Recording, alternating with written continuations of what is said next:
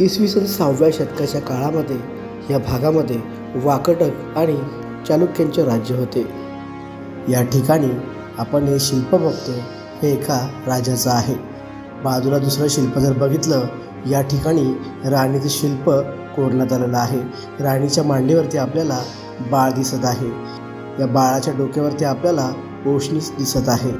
हे औष्णिक गौतम बुद्धांच्या डोक्यावर देखील आपल्याला पाहायला मिळतं। बाजूला महिलेचं शिल्प आहे।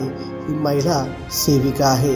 या महिलेच्या हातामध्ये चौरी पाहायला मिळते। इथे बसलेले जे राजा आणि राणी आहे त्यांना हवा घालण्यासाठी ही महिला इथे उभी आहे। राजा रवी वर्मा यांनी युरोपियन ऑइल पेंटिंगचा वापर करून भारतीय पौराणिक कथा, देवदेवतांचे आणि महाकाव्यांमधील प्रसंगांना जिवंत केले। बुद्ध लेणीवरूनच देवदेवतांचे चित्र त्यांनी तयार केले।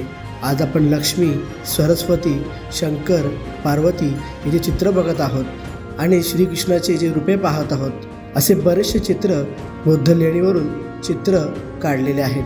त्यांच्या चित्रामुळेच हिंदू देवदेवतांची प्रतिमा घरोघरी पोचली आहे।